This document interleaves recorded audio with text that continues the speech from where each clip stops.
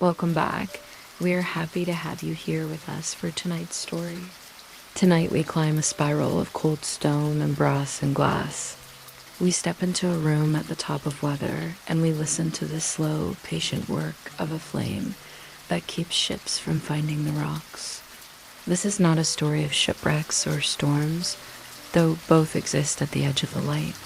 It is a story of routine, of oil and salt, of a job measured not in glory, but in minutes between windings and inches of wick, trimmed away in logbook lines, written with a steady hand while the world leans. Imagine the shore disappearing with the tide of winter. Imagine the beam turning, turning, turning. Every few seconds, the same calm promise, you are not alone, the coast is here. Tonight, we live inside that promise. No noise, no hurry. Just the rhythm of the lantern and the sea below it. You will not be asked to be brave, only careful. The stairs weaned without fuss. There are no banisters. The tower leans a little to one side, and the stairs follow its whim until they straighten out at the top.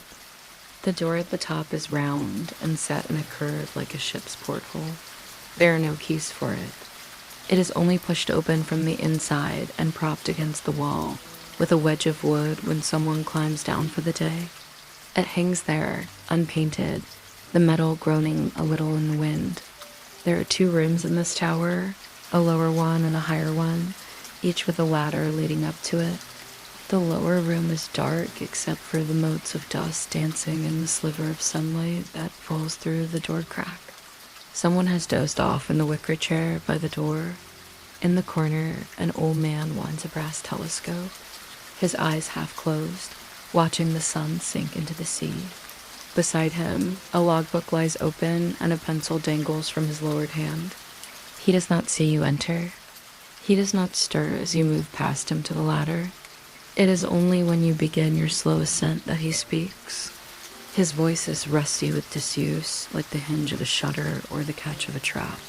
Don't stay up there too long, he says. It gets dark early this time of year. You pause on the first landing and look down at the old man.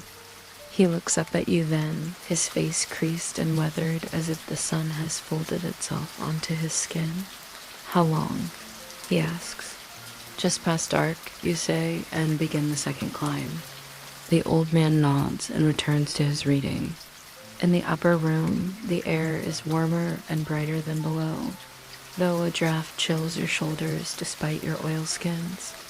A pulley hangs beside the door and a thick rope is rigged to the wall and spirals up through the lantern above you. Oil drums stand on the floor, breathing the smell of salt and brine. The beam cuts a swath of light through the gloom, sweeping the dark and pinning it to the wall where it shimmers and breaks like a wave on the rocks below. Every few seconds, the beam jerks and a bell chimes somewhere deep in the tower. The rhythmic sweep of light turns the darkness into something solid, chases the shadows into corners, and makes a path across the waves for lonely boats. At the controls, a young woman trims the wick of the lantern. She does not start at your entrance nor acknowledge your presence. Her hands are swift and sure as she cuts away the black, shriveled ends and lays them carefully to one side. Then she takes up a small hammer and taps the spidery brass framework until the flame catches and leaps. She watches it for a moment, then reaches for the logbook and writes steadily with a pencil. After a while, you lean against the railing and watch the light turn and turn and turn. The rhythmic sweep carries voices out to sea, the murmur of the mainland, a shout from a lonely boat, the cry of a gull. And you know that these sounds are carried on the same beam that the light touches more than the waves, that somewhere a ship holds steady because of the steadfastness of this flame, because of the coiled rope and the wheel, because of the old man dozing in the wicker chair, and the woman with the steady hand. The tower leans into the wind, and the beam leans with it, always reaching out, always finding purchase on the solid dark, always sending its soundless, wordless reassurance out to the sea. Imagine the shore disappearing with the tide of winter. Imagine the beam turning, turning, turning. Every few seconds, the same calm promise. You are not alone. The coast is here. Tonight, we live inside that promise. No noise, no hurry. Just the rhythm of the lantern and the sea below it. You will not be asked to be brave, only careful. Let us begin. You wake up before the weather. You may think now, is that even possible? Well, keep on listening, you will understand. The room is narrow and round, the walls curved like the inside of a shell. Your blanket smells faintly of paraffin and clean wool. Somewhere below, the sea is breathing in its sleep, a slow thud against the rock, then a sigh. You listen, not to judge the storm. Storms judge themselves, but to hear the day beginning. You dress in layers, shirt, thick sweater, oilskin if the gallery will be wet, socks drawn high, boots laced with the patience of someone who cannot afford hurry. The stove is stingy with its heat. You move briskly to make your own. On the small table lies the logbook. Yesterday's last line is a neat hand. Light extinguished, 8:32, barometer falling, swell long. You turn the page, date it carefully, and note the first numbers of the morning, the barometer, the thermometer, the wind as it has chosen to set itself. These are not decorations. They are a conversation with distance. Somewhere, a vessel's master will be listening to the same weather and making decisions in the dark. You write as if someone's sleep depends on your handwriting, because it does. Before dawn, there is the lamp. Up the final stair, iron treads, a hand on the cool curve of the rail. The lantern room waits like a glass bell, the Fresnel lens towering around you, rings within rings, prisms that steal dawn and turn it into geometry. You move gently here, everything echoes. You check the oil reservoir, finger to the gauge, the weight in your palm, a quiet arithmetic. You inspect the wick, trim away the char to a clean crescent, a cut practiced so often your hands remember it, even if your mind wanders. Soot is the enemy of light. You tidy what the night has used. The chimney, glass tube, gets a wipe with soft paper until it is nothing at all. The brasswork gets a touch of cloth to warm it and to shine. No polish now, only respect. You breathe on a stubborn smudge and it gives way. Outside, a gull tests the air and decides against it. You check the clockwork that turns the lens. Some lights are weight-driven, a drum and cable, and a stack of iron that must be wound, then released to walk time down the day. Your hands find the crank and you wind until the weights sit high, potential energy coiled like a cap. If the mechanism is newer, clockwork enclosed, you listen for the tick that says everything is in its place. The light does not tolerate surprises, neither do you. Down one level, the service room waits with its quiet chores, wicks to cut, spare chimneys to check for hairline faults. The oil cans, polished tin, are wiped and set aside so no grit will find a way into flame.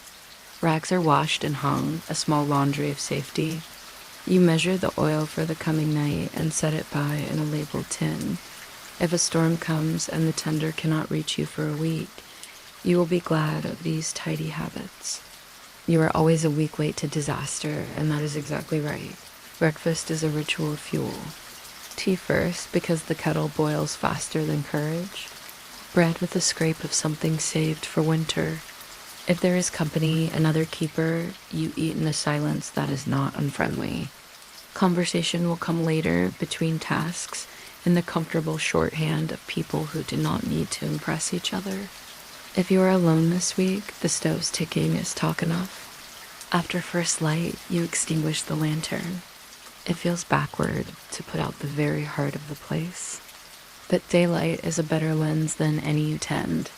You close the vents, lower the wick, and cover the burner so dust does not make summer inside the lamp while snow tries to make winter outside.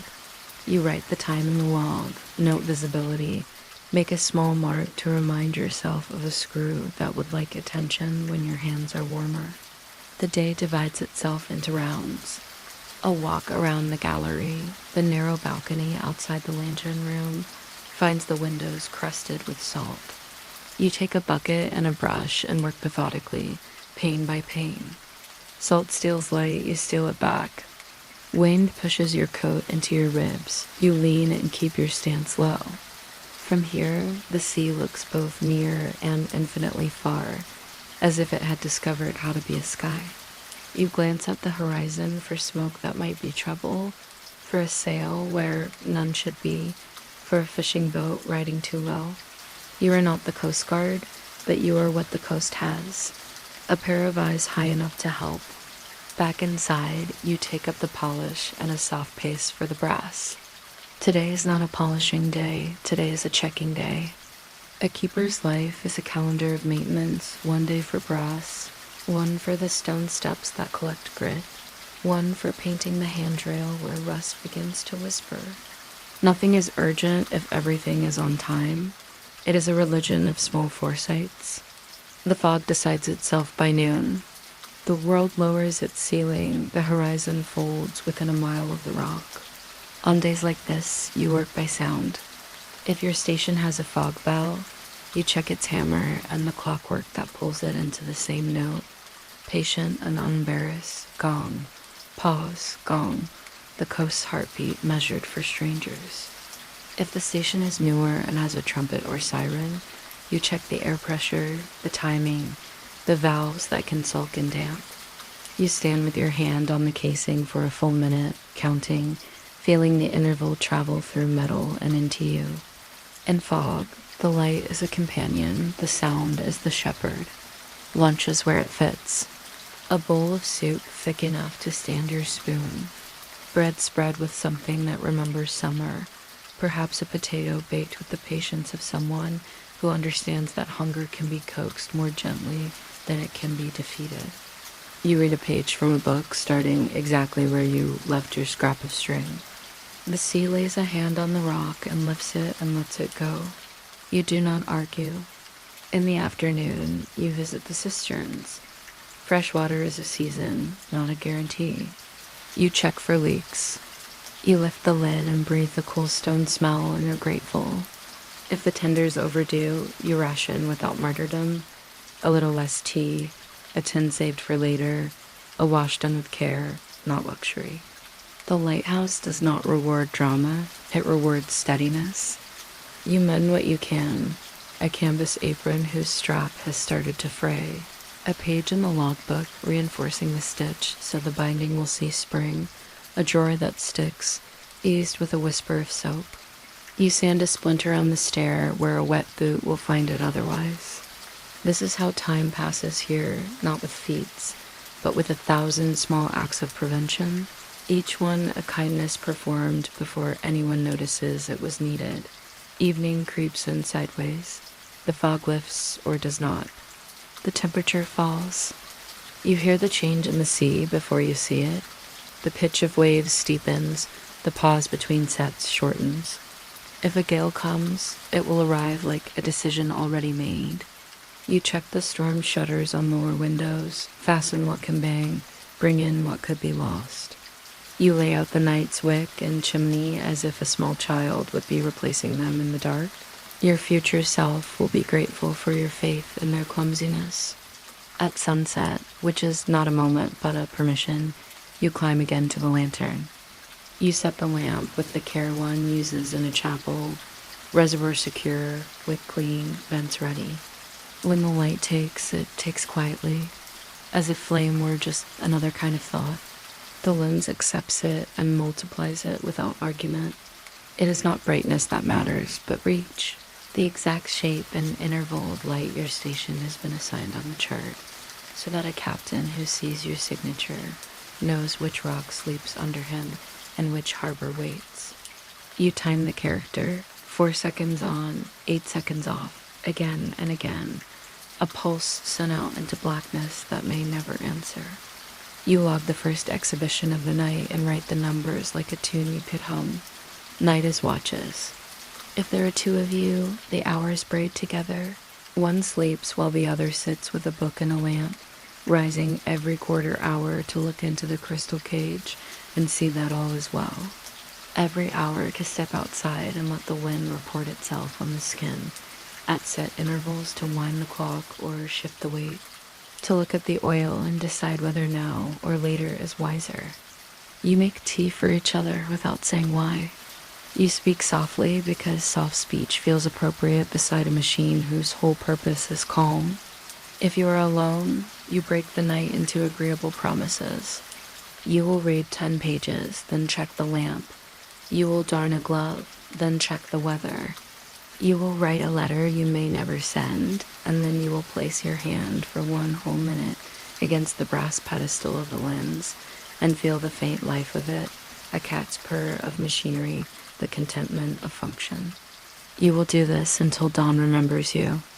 There are moments, of course, when the sea rises and the world narrows to the circle of light and the next careful task. The wind will try the door. The spray will write its name on the glass.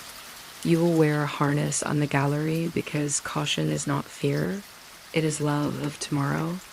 You will hear a bell at the edge of hearing, a buoy out in the channel, complaining gently, which is its job.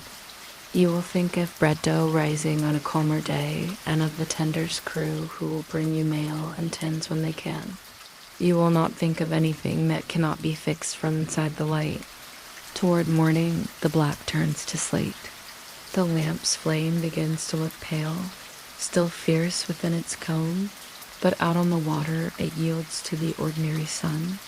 You log light extinguished again, and it feels like a small ending written with gratitude. You clean what the night used. You wind what gravity unspooled.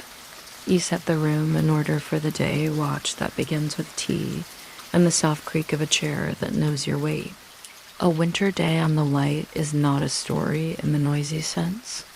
It is a lullaby of tasks, a wick, a pane, a lever, a line in a book, a step taken carefully, a hand upon brass, a breath counted with the sea. You would not last a winter here because the world you know does not ask you to keep time this way. But if you did learn it, if you stayed long enough to let routine become music, you would discover that the beam is not the only thing that turns. The keeper turns too, around the stair, around the hours, around the weather, round and round until spring. Before there was a beam to turn, there were men and women who chose the long way of safety over the short way of excuses. They measured seas nobody could stand still upon. They quarried stone meant to be lifted by tides and set by hands. They kept watch in winters that lasted a little longer than calendars admit. If you look closely, you can see them still. Gray coats, steady eyes, a notebook damp at the corners, a pencil that never quite gets dry. Let's walk quietly through a few of their lives. The man who measured waves, Robert Stevenson, and a rock that disappeared. Off the east coast of Scotland lies the Bell Rock, a reef that spends most of its life impersonating open water. In calm weather at low tide, it shows itself for a handful of hours like a thought that merely surfaces. In storms it vanishes, and ships learn its outline the hard way. In the early 1800s, Robert Stevenson stood in a small boat and watched the place where he intended to build as if it were a table. It was not. The North Sea had other views. A man could set down a measuring chain and find it gone in a moment. A mason could lift a mallet and find the rock turned slick beneath his boots. Stevenson's gift was persistence shaped into method. He imagined the lighthouse before the first course of stone was laid. He measured under a sky that never quite promised to clear. He calculated the hours the reef gave him, 2 here, 1 there, and taught his crews to turn those minutes into work. Stones pre-cut on shore, numbered like a sentence. Mortar mixed to cure underwater, iron cramps ready, tools laid out in a sequence that could be resumed after a wave, as if a hand had never left the page. The Bell Rock Lighthouse rose slowly into a place that had nowhere for foundations. When storms cut the men off, they slept in a wooden barrack perched on stilts above the reef, a house that shook like thought. They learned the sound of the sea against its stilts, the way someone learns the breathing of a sleeper. They wrote in their journals about weather, about soup, about knots. Ordinary things, because the extraordinary was not sustainable as a daily diet. When at last the lantern was lit in 1811, The beam wrote its name on water that had no use for names. Ships adjusted. Charts adjusted. The weather did not, but the light learned to ignore it with grace. Stevenson left a sentence behind that his family would keep finishing for a century, engineer the edge until it behaves like a doorstep. The family that kept building the coast after Robert came Alan, David, and Thomas, a dynasty not of politics but of learning by weather. Their names run up and down Scottish coasts like a quiet refrain. They did not romanticize storms. They made rooms that could shrug at them. They tapered towers so seas would slide away. They dovetailed stones so they pulled each other tight when pushed. They placed lanterns so that a light could be seen where a sailor's eye would be most likely to look. Where others saw a coastline, the Stevensons saw a sentence with difficult grammar. They rewrote it one promontory at a time. They did not finish. Coasts did not allow that. But they kept promising in glass and iron what paper could never enforce. If you steer by this, you will find your way through the dark hours. It is tempting to imagine them as stern men with slide rules. They were also fathers and sons, uncles and cousins. They wrote letters that included weather and affection in the same paragraph. One of their children, Robert Lilly, took all that order and made it into stories with pirates and lanterns and islands that always knew where they were. There is a line through the family from maps to fiction, from the exactness of light to the exactness of a sentence. The tower that learned not to burn. Eddystone's lessons.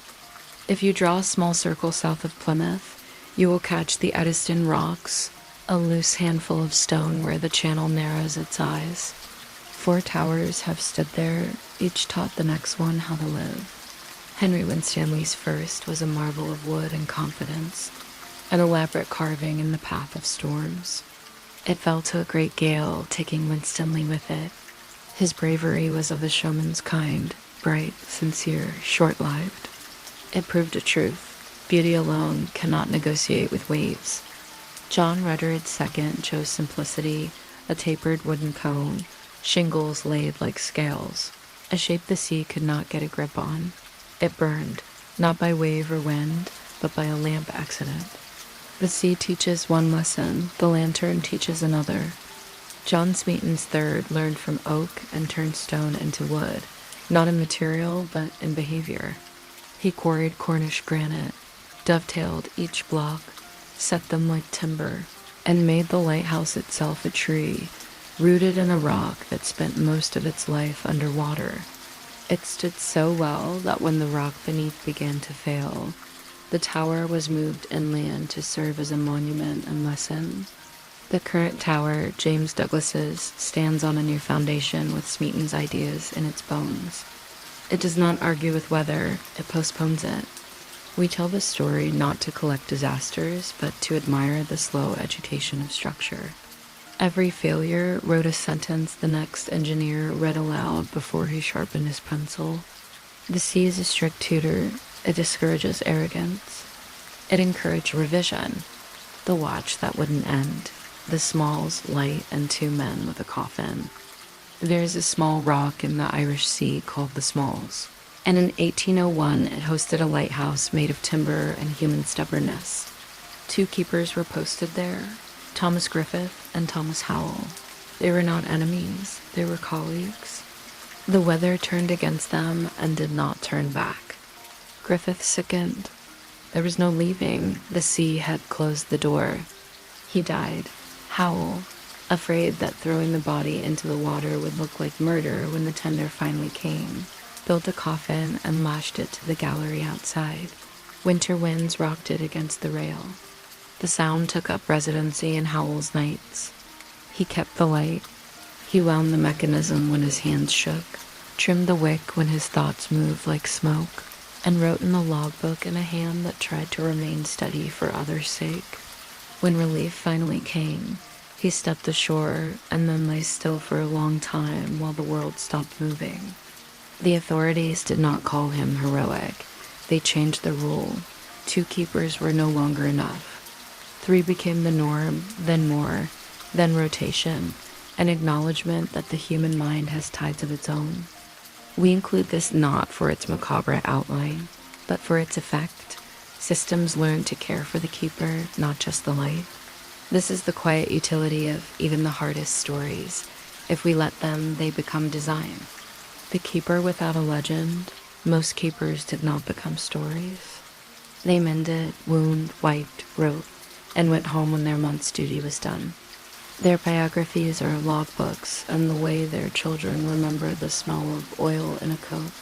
Picture one, no name given because there were many, posted to a low tower on a sandbank that moves like a slow animal. He is a good listener. He can tell by the tone of the fog signal at the next station whether ice has formed on its trumpet. He tends to birds that strike the glass. He keeps a small box for feathers he cannot identify, and labels each with date and weather, as if the wings had come to class. His life is marked by repetition that never quite repeats. The same climb, the same mechanism, the same view that changes every minute. He writes to his partner on shore about the price of coal and a teapot that drips. He carries a spare pair of spectacles and a tin with a handkerchief. He prefers stew to soup in winter because it waits better when the knock comes and he must go. When he retires, the station becomes automatic. He does not resent it. He respects a light that can keep its own hours. But when he passes the tower on a ferry, he takes off his cap, not out of superstition, but out of kinship. He is not saluting a building. He is acknowledging a practice that made it across a century without growing tired. The event called every night. The lives above could be told with dates and plaques. But the real biography of lighthouse keeping is cyclical. It is an event called every night. The beam's character, 2 seconds on, 6 off, or 1 long, 1 short, becomes a person's signature for the duration of their posting. The keeper's day tightens around that rhythm until even dreams know it. We like to celebrate dramas, rescues, shipwrecks avoided, storms outweighted. But the true heroics here are mundane, a hand placed exactly where it must be, a task done on time, a catastrophe that never occurs because glass was cleaned before it mattered. The men and women who built and kept the light would likely shrug at gratitude. Ask them for wisdom and they might say something like trim early, or keep your tools where you can find them in the dark, or write it down. Simple sentences that have kept more lives than speeches ever will. A quiet ending. When a light is automated, a keeper removes his mug from the hook, packs the tin of polish with a bit of old newspaper, closes the journal after one last line, light inspected, mechanism in good order, and locks the door. He steps into a boat. The tower watches him go without blinking. The beam, indifferent to nostalgia, continues to do its only trick, make a path visible. If he looks back, he does not see his work ending. He sees it continue without him. In that view, there is no sorrow, only fitness. The sea has always preferred systems to heroes, and yet there is a human memory that persists, the feel of cold brass, the smell of warm oil, the satisfaction when the clockwork begins to tick after a careful wind. Those are biographies too, written not in chapters but in touch. There is a kind of magic that never calls itself magic. It is mathematics arranged so beautifully that even the sea respects it. Step into the lantern room once more and look up. The Fresnel lens rises like a clear cathedral, rings within rings, each prism doing the same quiet labor, bending light without wasting it. If you place your hand near the flame, the glass returns your warmth to you as brightness, a generosity conducted in angles. People called it a glass staircase because your eye can climb it. First order, second order, each tier a promise of range. The prisms are thin to save weight, thick where strength must live, polished until the only thing they reflect is the world beyond. The keeper walks around it as if honoring a sleeping animal, careful not to wake the dust. A single smear can blunt a mile. A single chip can teach a ship the wrong sentence. The character of the light, the length of its flash, the pause between pulses. As culture as much as engineering dot charts list these rhythms like music. Long, short, short, long, a wink, and then darkness like a breath. At sea, a lookout reads that music and says, without romance, home is 30 minutes ahead, or turn 2 points and live. If you spread an old wreck chart on a table, it looks like a night sky reversed. Crosses where ships ran out of luck, small printed names that were once hulls and families and cargoes now turn to stories. The clusters are not random. They bloom where fog meets rock, where currents lie about their directions, where a light once did not reach. Over the decades, the clusters thin, pulled apart by better glass, better charts, better listening. It is archaeology in negative, absence as proof of care. Fog has its own folklore dot. It arrives the way a thought does not, a weather front, but a mood, and with it come sounds that carry farther. Then sight can bells, gongs, later trumpets, and diaphones, long patient sighs blown from horns that need tending. A keeper learns how far each note will go on a still night and how it will bend in wind. He can stand with his hand on the casing and feel the interval the way you feel a heartbeat. Mariners share words for fog that are not on any barometer, thick as milk, gone to wool, voice weather. Where there is weather, there are stories.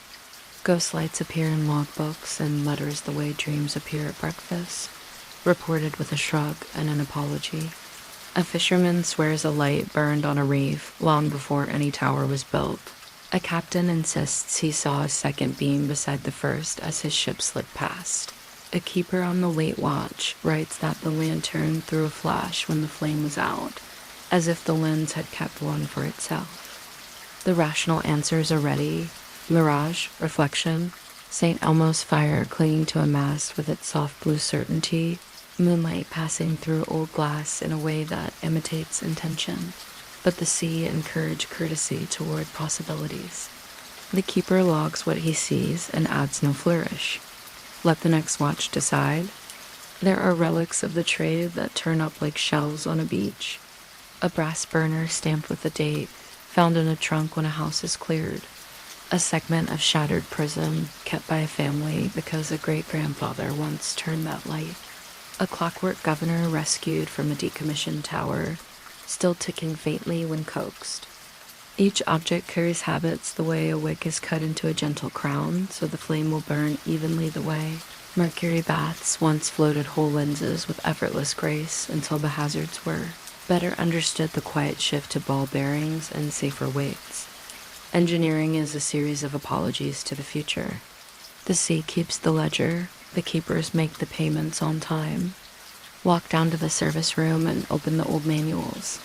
They read like prayers written by engineers. Adjust the escapement thus. Clean with soft paper. Never touch the prism with bare fingers. Time the flash from first emergence to last extinction. The language is plain because lives respond to plainness. In the margins, penciled notes. Order new mantle before equinox. Valve sticks in frost, warm by hand. Gulls strike glass on easterlies. It is a culture of additions, each keeper leaving a breadcrumb for the next. The building becomes a library written in fingerprints. For all this order, the coast remains a natural historian of sorrow. Children collect them without knowing the chapter they belong to. The keeper sees the tide uncover the same bones each spring and writes the height of the sand in his log as if measuring grief. He does not weigh it, he observes it. Observation is a kind of respect. Superstition grows in the cracks where measurement leaves off. Some stations maintain small customs not mentioned in any circular, a coin kept under the base of the lens polished once a year.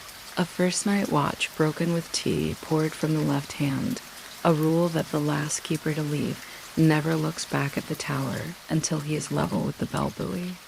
It costs nothing to be polite to a place. The place for its part keeps its own manners, a draft the shape of an old door, a creak in the stair that happens on southerly winds, only a point on the gallery where you can hear 2 fog signals at once. And for a moment feel yourself exactly between them, as if standing on a line the sea drew just for you. And then there is the lens itself, First order, tall as a small house. Fourth order, for harbors and river mouths. Sixth order, a delicate thing for a channel where only local boats pass. Each has a personality. Some are brisk, a flash that snaps and is gone. Some are contemplative, a long bloom of light like a held note. Keepers talk about them as if they are colleagues. She runs warm in summer, he's fussy in frost. Anthropomorphism here is not superstition, it is stewardship in an older tongue. Even the dark has culture. When a lamp is extinguished at dawn, the lens holds on to the day like a whisper. Stand inside the lantern and you can see the world chopped into narrow mosaics. Each pane a slightly different truth of the same horizon. It is a reminder that no single view is final. Mariners bring their own lens, their height of eye, their experience, their weather. Then add the tower's certainty to it and make a decision. That is the bargain, my sight, your signal, our safety. Sometimes in fog so thick that the beam can't take 3 steps, the fog signal becomes the whole culture of the station. The note repeats and repeats again, and with each repetition a correctly timed silence, just as important as the sound. The silence tells a captain where the next note should be. A light without darkness is a flood. A signal without rest is confusion. The keeper tends both, the thing that shines and the spaces that give it meaning. There are mysteries we do not solve because solving would make them smaller. Why does a particular light make some sailors feel confident and others melancholy? Why does a bell on one headland sound resigned while another, struck by the same tide, sounds brave? Perhaps the answer is simply place speaking through metal. Perhaps it is human projection. The keeper locks the tone, low, moderate, high, and leaves poetry to those with time to polish it. In museum cases, a visitor presses a button and a lens rotates with a soft motor hum. Children put their hands to the glass and see their palms bloom into slender reflections. Docents explain prisms and refraction and orders. It is all correct, but the real exhibit is absence, the missing clusters on wreck charts, the lives that did not become stories. Old towers are full of such vacancies, and if you listen, they make their own kind of music. Before we leave, take one slow turn around the lantern room. Touch nothing. Let your eyes ride the beam once as it passes, a river of light that lives without weight. Somewhere out there, beyond the fog, a person you will never meet sees it and adjusts a wheel. That small act, the adjustment, has a culture too, handed down ship to ship, father to daughter, maid to apprentice. Trust the chart, trust the light, trust the habit that has lived longer than you. Mystery does not mean confusion here. It means reverence for systems that work without asking for applause. The glass staircase turns. The ghost light, explained or not, is written down with the same neat hand as wind force and barometer. Culture is what we repeat with care. At lighthouses, repetition is the whole art. Imagine 2 mornings, both beginning at the same minute. In one, a keeper climbs a spiral stair, palm gliding over cold iron, breath a little cloud in the lantern room as he trims the wick and feels the faint purr of clockwork through brass. In the other, a door closes with a felted click. A map room wakes, long table, green baize, pencils sharpened, ink bottles obedient at the corners. Commissioners take their chairs. A secretary opens a book of minutes whose paper smells faintly of dust and raincoats. The sea is here, too reduced to lines, soundings, and cautious red circles. Both rooms keep the same ships from the same rocks. They just do it with different tools. The city where light is a budget. Charts lie open like patient arguments. A commissioner runs a finger along a coast, pausing where wrecks are clustered. Small black marks like moths that would be fewer if a light stood here, here, or here. The language is measured, traffic increasing, fog prevalent, character to be distinct from the headland to the south. A proposal is read. A cost is placed beside a safety. The board balances one against the other with the seriousness of people who know that numbers have voices. They speak in orders of lens, ranges, characters, one flash long, too short, occulting, fixed with sector. The room decides how a future night will look to a stranger. A vote sets a rhythm that a keeper will one day time with a pocket watch and write into a log with neat, exact digits. Elsewhere in the building, a clerk drafts letters, one to an engineer about foundations, one to a lighthouse depot about fuel, one to a village that has petitioned for a harbor light for 10 winters running. He writes with courtesy. He adds the petition to a stack whose weight is not just paper but weather.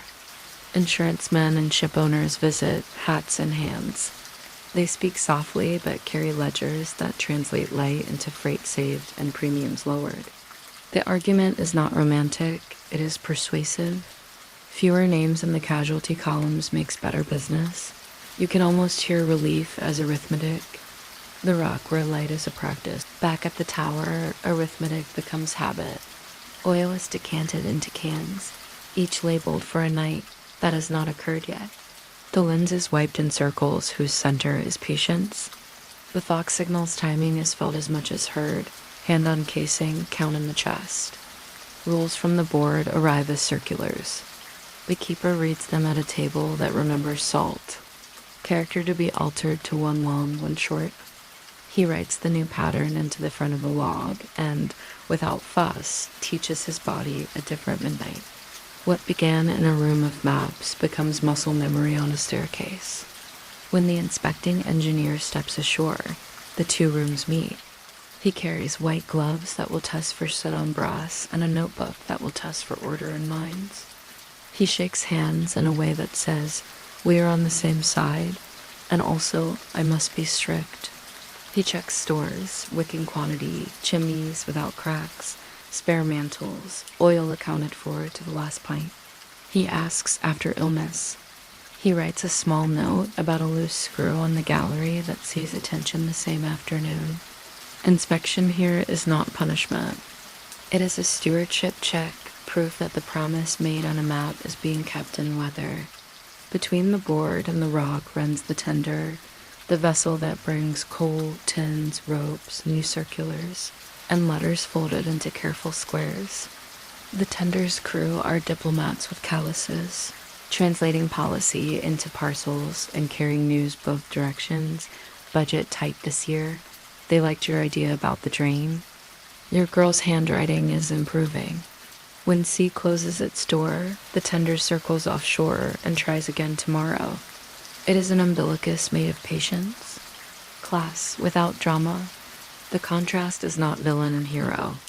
It is distance and nearness. In the boardroom, decisions are aggregates. A coastline becomes a program for the year, then 5 years. Salaries are set with allowances for isolation and fuel. Pensions are discussed with a gravity that admits both necessity and cost. Somewhere on an agenda is a word that touches a life, automation, and the conversation around it is practical, then personal. If this light can keep itself, the budget can keep more lights. If this light keeps itself, what becomes of its keeper? Letters later will carry the answer, a transfer, a watchman's post ashore, a thank you written a hand that tries to be sufficient. On the rock, class is a smaller preacher. The keeper's room is tidy, his boots dry under the chair. He reads the same circulars that commissioners read, but with salt in the margins. In the wardroom of a tender, an inspector and a keeper drink tea from the same chipped mugs, and the conversation sits comfortably on the exact line where authority and respect overlap. Stories are swapped in tidy, practical sentences. The tea is hotter than any argument. The politics of light villages write petitions with all the good manners a winter can teach. We have lost 2 boats and 5 men. We believe a sector light would prevent a third. Names are signed, the paper travels, the board reads. Sometimes the answer is approved, sometimes deferred. The sea does not accept deferrals, but boards have to. Meanwhile, a harbor borrows ingenuity, a fixed lamp on a pole, a handbell on fog nights, a boy paid to watch and light when wind shifts. Local lights keep local promises until the national one arrives. Nations speak to nations as well. In quiet conferences, men draw up agreements, colors for sector lights, lightship signals, buoy shapes that will whisper the same meanings in different languages. Mariners do not live by novelty, they live by standard. Politics here is not spectacle. It is consistency practiced across borders. What each room believes. The boardroom believes that systems save lives, standards, budgets, calendars, audits, depots, spares. The rock believes that habits save lives, wiping, winding, logging, checking, trimming early, setting tools where the hand finds them in the dark. Both are right. Between them lies a beam no single person can maintain and no single policy can make shine. In bad weather, the boardroom leans over a chart. The rock leans into the wind. One marks a wreck with ink. The other hears the blow and writes, heavy sea, thou sounding, light exhibited throughout. At month's end, the boardroom balances accounts. The keeper balances hours, watches kept, mechanisms wound, oil used, windows cleared, birds gathered after strikes, and buried without fuss. Each room keeps a ledger. Each ledger tells the same story in different dialects. A path made visible, a danger made ordinary. The goodbye that wasn't. When automation comes, it does not arrive with a drum. It arrives as a crate, motors, batteries, photocells, instruction sheets folded like letters. The engineer installs, the keeper watches, asks clear questions, answers clearer ones. There's a last night with a hand on the brass, and a last morning when a pencil writes.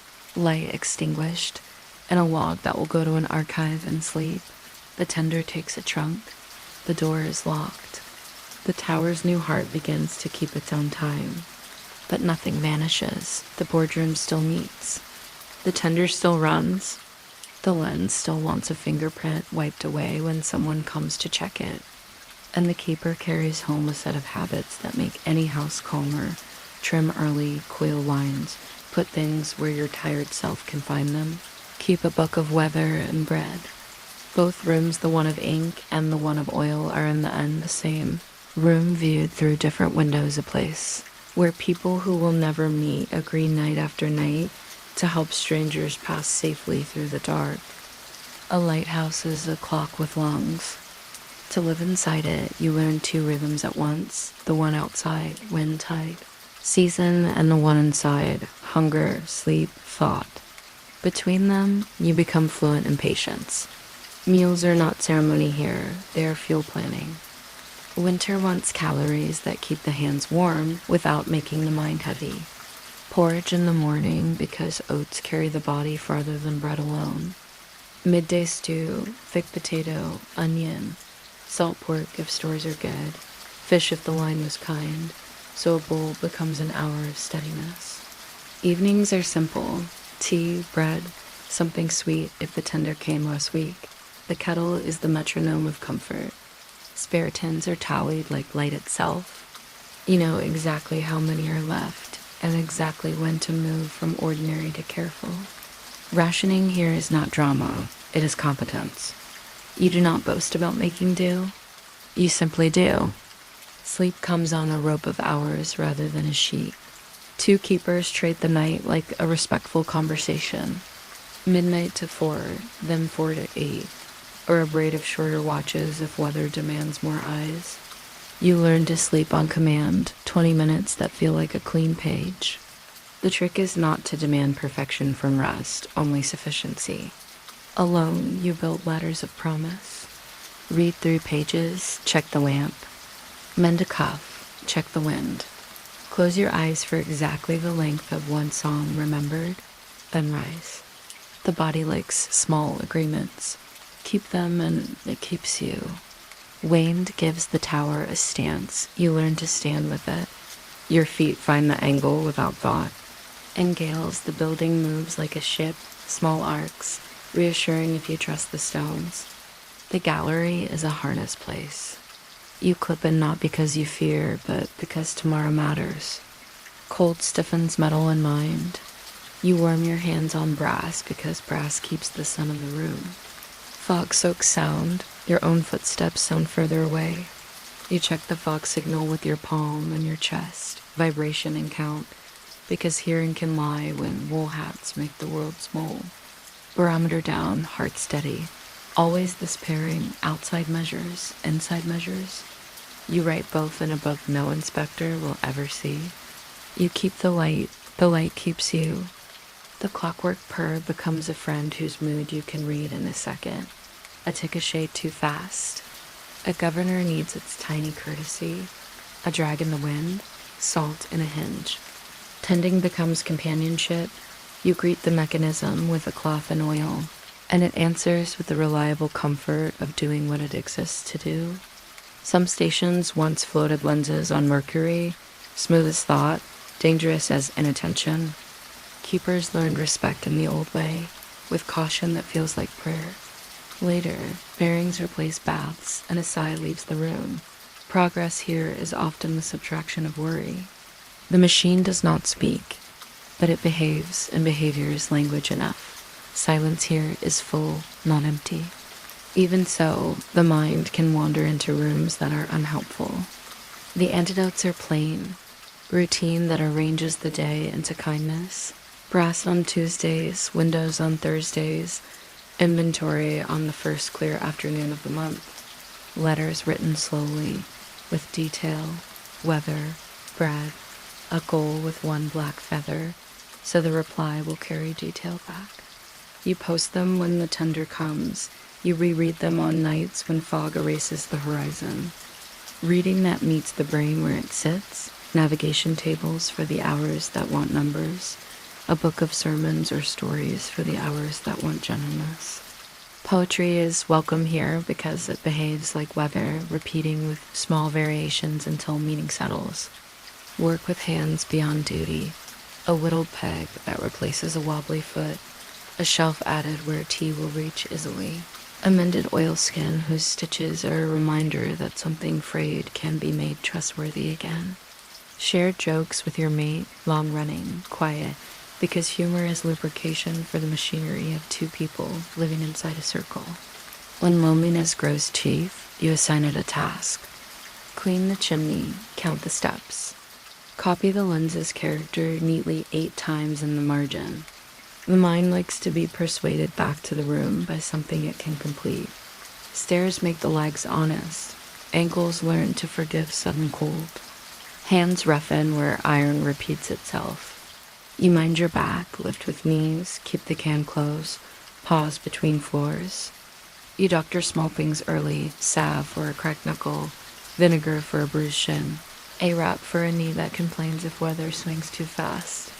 Keepers live on the good side of accumulation, 1,000 tiny preventions, none worth a story, all worth a winter.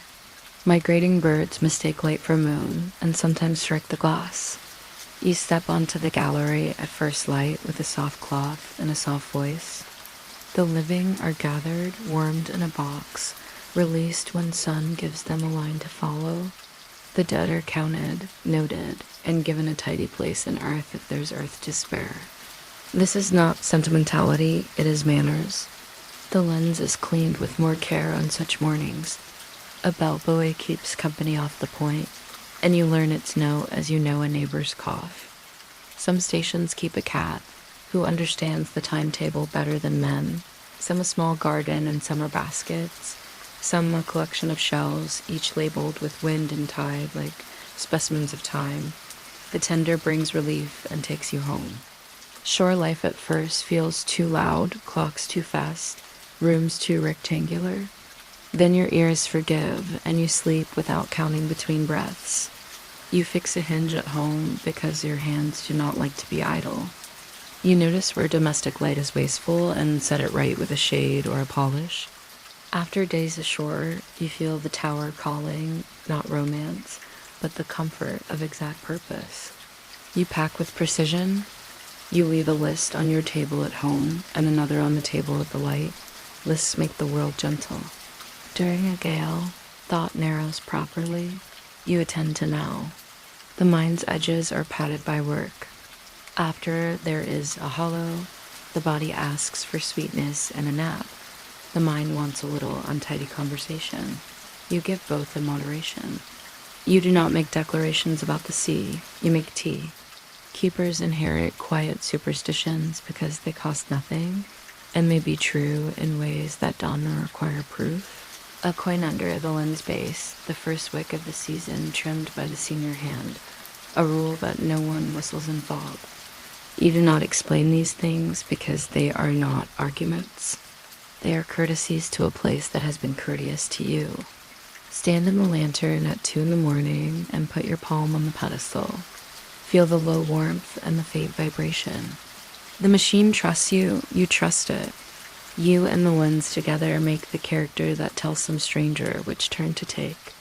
It is enough. It is more than enough. When the night thins and the first gray shows itself, you extinguish the lamp and feel the body turn towards sleep. You write the time. You tidy the room. You sit for a moment longer than necessary and let gratitude settle like dust in sunlight. Nothing dramatic has happened. That is the miracle. There is a moment in every long job when the work begins to keep itself. At lighthouses, it arrived in crates, motors, batteries, photocells, instruction sheets folded like letters. The sea did not grow quieter, the rooms did. Long before computers, towers learned small independences. Clockwork governors grew surer. Bearings replaced older frictions. Burners became tidier. Then came acetylene, a clean, portable flame. A Swedish engineer, Gustav Dalin, taught lights to wake and sleep with the sun using a tiny clever device. The sun valve, so fuel was spared without a keeper's hand at the switch. Mantles glowed white-hot on almost nothing. Beacons blinked by themselves with a patience no human wrist could match. Electricity followed. Wires instead of cans, bulbs instead of wicks, flasher units that counted darkness as carefully as light. In some towers, a small diesel generator purred in a neat room. In others, buried cables carried shore power across stubborn ground. Later, solar panels laid their blue squares on railings, turning weather into watts and hours into memory. Batteries became the new oil, tall, heavy, requiring the same respect keepers had always given to stored energy. Automation arrived without a soundtrack. The character of the light did not change, the custodian did.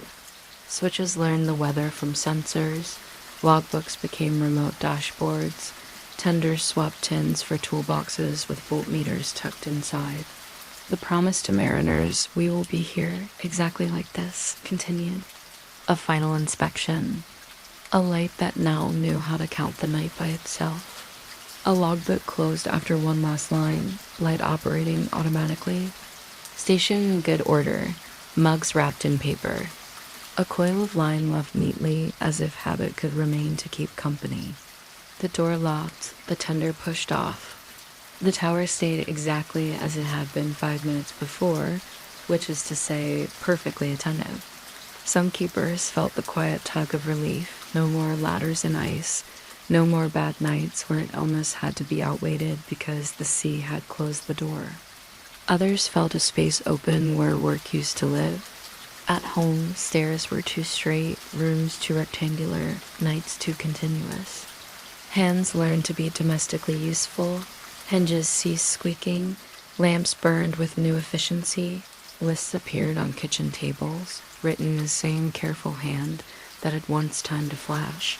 A few stations kept a watchman's post ashore. Some towers were attended by visiting crews who arrived in weather windows to polish, test, and repair. The calendar kept its old shape. The hours simply moved to other rooms. An automated light is not deserted. It has a different kind of companionship. A photocell watches dusk gather and says now. A flasher relay keeps the character long, short, occulting exact. A lamp changer waits with small patience, turning a fresh bulb into place if the first fails. Batteries think in AMP hours, panels think in tilt and sky, a charge controller thinks in thresholds and good manners. Even here, routine persists. Technicians arrive with cases of tools and checklists printed with the calm grammar of reliability, clean lens with soft paper, test supply voltage, run fog signal test, inspect gallery bolts, tighten terminal screws, verify lantern ventilation. They work like keepers because the sea prefers people who remember how. The lens remains the heart. Whether first order and tall as a room or smaller for harbor work, it asks for the same courtesies it always has. No fingerprints, no grit wipes and circles, a glance for a hairline chip that could throw a star into the beam. If mercury once floated the great assemblies, it has been retired and safely removed. Bearings carry the weight instead. The glass staircase keeps turning. Some lightships relinquished their moorings to buoys with lanterns that never tired and radios that could send their names over water. Fog signals learned to read the air themselves. Ashore, radar painted coastlines in green geometry, GPS put numbers to position, IAs made ships introduce themselves on screens. And yet, lighthouses did not become quaint. They became redundant on purpose. When electronics fail, and sometimes, gently, they do, the sea still respects a visible promise. In storms that blanch a radar screen, a flash still clears the mind. Mariners say as much without nostalgia, the way carpenters speak of hand tools. Slower, perhaps. Sure, when the power goes out. Decommissioned stations found afterlives. Some became museums, where school children climb stairs that smell honest and lean into glass that has outlived every argument against it. Some became hostels, where visitors learn that circular rooms slow voices and make sleep feel tidy. Some are watched by local volunteers who polish brass in winter because the act itself is warm. Other lights simply remain remote, automatic, visited by gulls, visited by crews in orange jackets on clear days. The ledger of wrecks nearby continues to thin. The beam keeps its schedule without asking for applause. Absence becomes the exhibit, the disasters that did not happen, the names that do not exist. The domestic music of a tower at night, the kettle, the page turned, the gentle tick speaking back to the keeper in the lantern room at 2 a.m, the letters left under teapots for the next watch, the small human rituals that made weather personal, a coin under the pedestal, the first wick of the season trimmed by the senior hand, a rule against whistling in fog. The character of the light, the exact blink a mariner expects on that stretch of coast, the courtesies of maintenance, the belief that standards save lives, the cooperation between rooms, board and rock, depot and tower, ship and shore, so smooth that most people never see it, which is precisely the point. A wider net of reliability, lights that do not grow tired in blizzard or heat, stations that set power and wake at dusk without instruction, remote monitoring that can summon a crew before a failure becomes a silence. Safety extended to more places because budgets stretch farther when hours are not paid in loneliness. Stand on a headland at night and watch 2 lights speak to each other across a bay. One old, one newer, each with a distinct pulse. On the chart, their characters are printed like music. On the water, their beams are sentences that have outlasted the voices that first chose them. A tanker adjusts. A small yacht checks its bearing against numbers and finds a flash exactly where it should be. A fisherman sees a sector change color and knows to turn before the shoal takes the net. From far offshore, an automatic light looks like gratitude. The people who once climbed stairs bring the lighthouse home with them in ways they rarely talk about. They trim early, not wicks now, but problems. They coil lines, garden hoses that never kink, extension cords that never trip a child. They put things where their tired selves can find them in the dark, keys in the same dish. A torch charged on the shelf, a small book of weather kept by the back door for no reason, except that knowing the wind feels respectful. They clean glass in circles. They make tea before advice. They set a lamp so it does not glare in the eyes of anyone crossing the room. Light is still their work, and when they visit a decommissioned tower, they sometimes rest their hand on the brass rail in the lantern room and feel, deep in the palm, a phantom tick.